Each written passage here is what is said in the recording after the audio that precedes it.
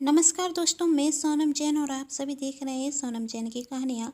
और आज की कहानी है गांव की बहू और शहरी सास। यदि आप सभी को मेरे द्वारा लिखी गई ये कहानी पसंद आए तो चैनल को सब्सक्राइब कर लीजिएगा और पास में जो बेल आइकन का बटन है उसे प्रेस करना बिल्कुल ना भूलें, क्योंकि उसी से मिलेंगे आप सभी को मेरी आने वाली हर कहानी की नोटिफिकेशन। कहानी पसंद आने पर वीडियो को लाइक जरूर कीजिएगा, क्योंकि जब आप करते हैं वीडियो को लाइक तो मुझे मिलती है कहानियाँ लिखने के लिए प्रेरणा। और हाँ, कहानी को अपनों के साथ शेयर करना बिल्कुल ना भूलें। तो चलिए बिना टाइम वेस्ट किए कहानी शुरू करते हैं। आज सावित्री जी के छोटे बेटे सोहन की शादी तय हो चुकी थी और शादी कुछ ही महीने बाद थी। सावित्री जी अपने शहरी रेनू को फोन कर कर कहती हैं, मेरे बेटे सोहन की शादी तय हो गई है। लड़की बहुत सुंदर है और एक अच्छी कंपनी में नौकरी करती है। पूरे 50,000 रुपये महीने कमाती है। तभी वहाँ उनकी बड़ी बहू मारती आती है और कहती, मम्मी जी आपके लिए चाय लेकर आई हूँ। तभी सावित्री जी ने कहा, बहू तुम्हें इतनी भी समझ नहीं कि मैं फ़ोन पर बातें कर रही हूँ तो तुम मुझे परेशान ना करो। इसलिए तो मैं चाहती थी कि मेरे बड़े बेटे रोहन की शादी भी किसी शहर में रहने वाली लड़की से हो, लेकिन तुम्हारे ससुर जी ने मेरी सुनी कहा। जब तुम्हारी शादी मेरे बेटे रोहन से हुई थी तो सबने मेरा बहुत मजाक बनाया था। कहा था कि कहाँ से गांव की बहू लेकर आ गई, लेकिन अब देखना मेरी छोटी बहू निशा को सब देखते रह जाएंगे। देखने में तो खूबसूरत है और पढ़ी लिखी भी है, और इतनी समझ तो होगी कि जब कोई बात कर रहा हो तो बीच में आकर उसे टोकना नहीं चाहिए। अब खरी क्या हो, जाओ यहाँ से। अपनी सास की बातें सुनकर मारती वहाँ से शांति से चली जाती। तभी वहाँ मारती के ससुर जी प्रेम जी आते और कहते, तुम्हें तो बस बहाना चाहिए होता है मारती पर अपनी भड़ास निकालने का।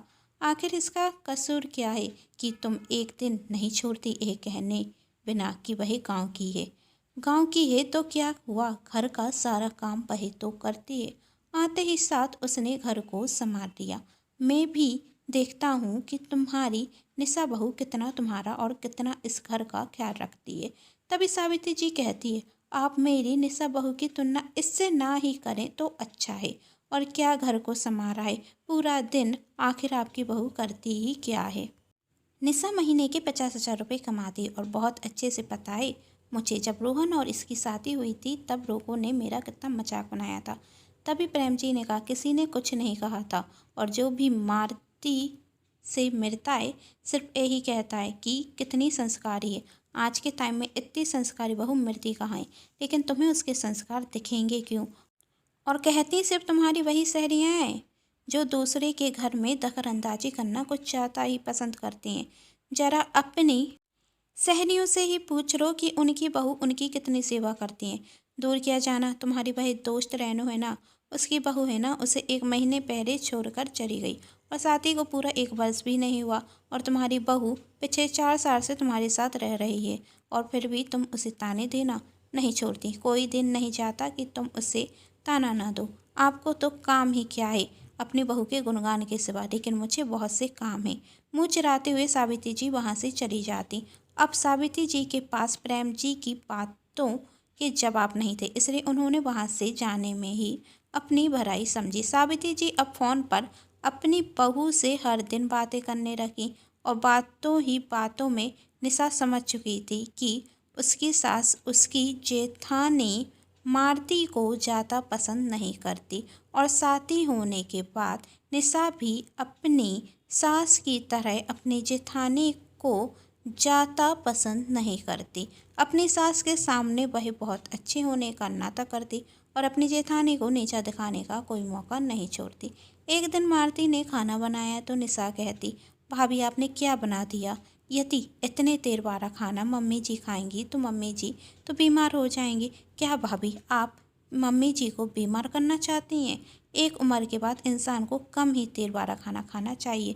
तब मारती कहती, निशा मैं खाना सबकी सेहत के हिसाब से ही बना दूँ, इससे खाने से मम्मी जी बीमार नहीं होंगी। तभी निशा कहती, मुझे तो मम्मी जी की परवाह है, इसलिए मैं कह रही थी, और मैं तो डाइटिंग पर हूँ तो ऐसा खाना खाऊंगी नहीं, तो प्लीज़ कल से कम तेल वाला ही खाना बनाया कीजिए। तभी प्रेम जी कहते, सही कहा निशा बहू तुमने, एक काम करना, कल से खाना तुम ही बनाना। यही सुनकर निशा घबरा जाती और कहती, खाना तो मैं बना देती, लेकिन मुझे ऑफिस जाना पड़ता है। तब प्रेम जी ने कहा, तो क्या हुआ, कल से थोड़ी जल्दी उठ जाया करो, खाना बनाकर ऑफिस जाया करो। यही सुनकर निशा मन में सोचती है, क्या हो गया। तभी सावित्री जी कहती, आखिर निशा बहू खाना क्यों बनाए, वही तो ऑफिस जाती है और मालती घर पर करती ही क्या है। वैसे भी वही सबका खाना बनाती है, तो कम देर बारा खाना भी बना देगी और मैं भी कर से कम देर बारा ही खाना खाऊंगी। प्रेम जी कुछ कहते उसके पहले मालती ने कहा, कोई बात नहीं पापा जी, मैं खाना बना दूंगी। इसी तरह दिन निकलते जाते और धीरे धीरे निशा सावित्री जी की लाडली बहू बन चुकी थी। आज निशा घर आती तो अपनी सास के लिए बहुत सुंदर साड़ी लेकर आती और कहती, मम्मी जी आज मैं मार्केट गई थी और यह साड़ी मुझे बहुत पसंद आई और मुझे लगा आप पर बहुत खिलेगी, इसलिए मैं आपके लिए साड़ी लेकर आई हूँ।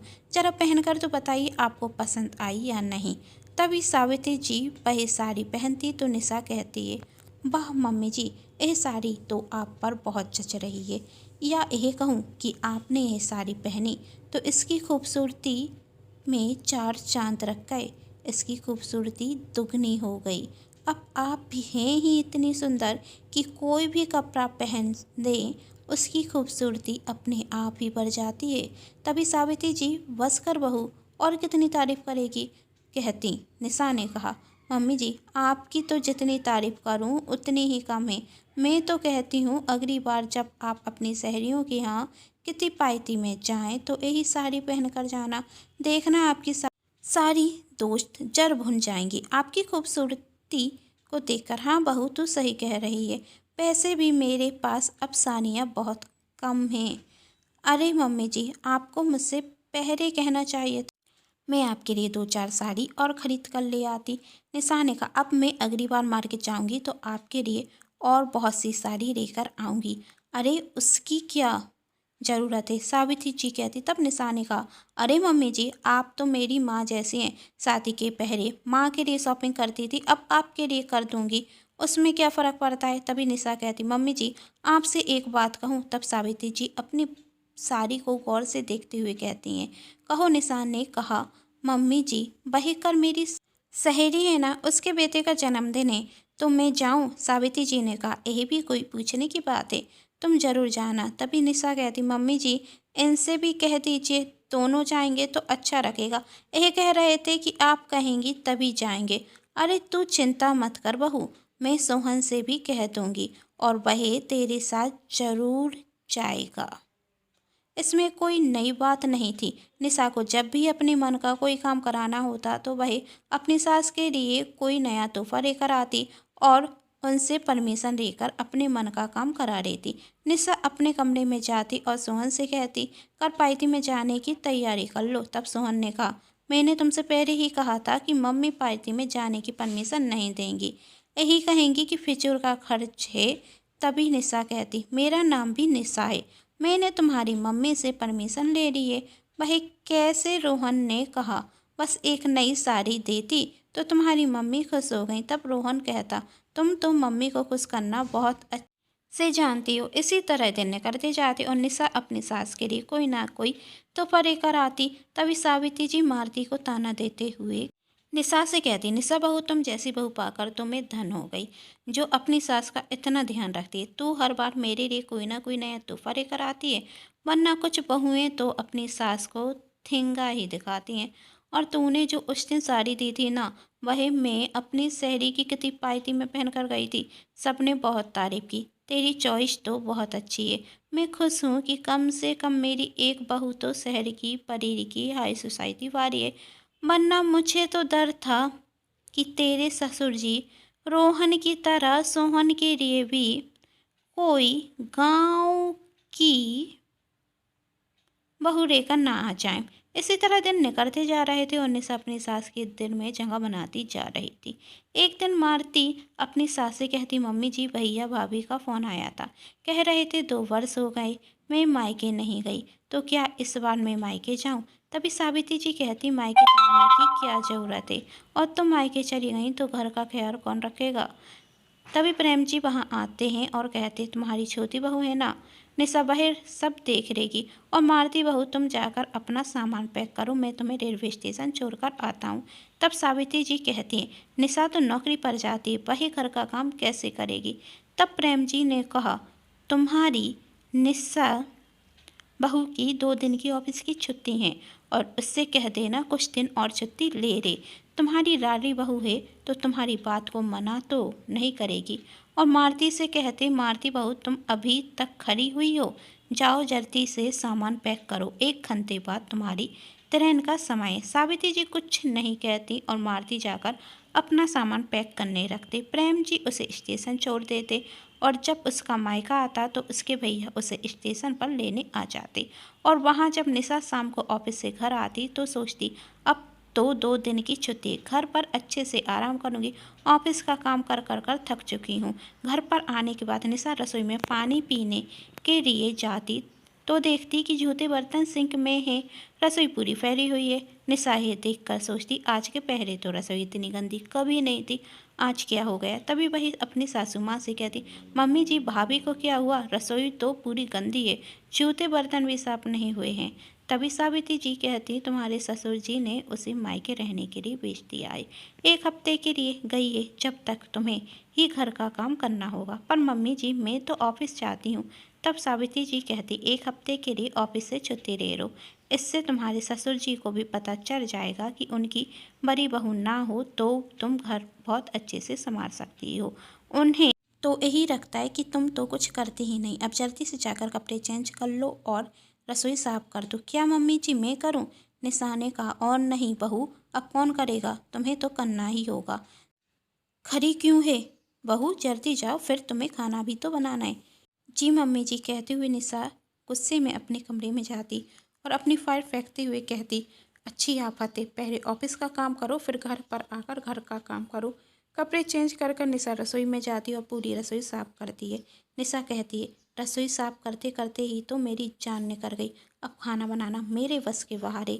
एक काम करती हूँ, बाहर से ही खाना ऑर्डर कर देती हूँ, पैसे भी मैं कमाती हूँ तो बिल भी पे कर दूँगी, मुझे किसी से क्या पूछना।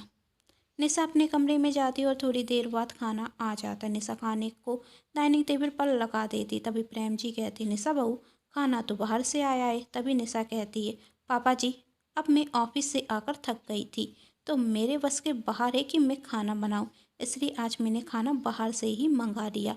तब प्रेम जी ने कहा, बहू तुम तो कहती हो ज़्यादा तेल मसाले वाला खाना तुम्हारी सासू माँ के लिए अच्छा नहीं होगा, फिर बाजार का खाना क्या तुम्हारी सासू माँ की सेहत के लिए अच्छा होगा।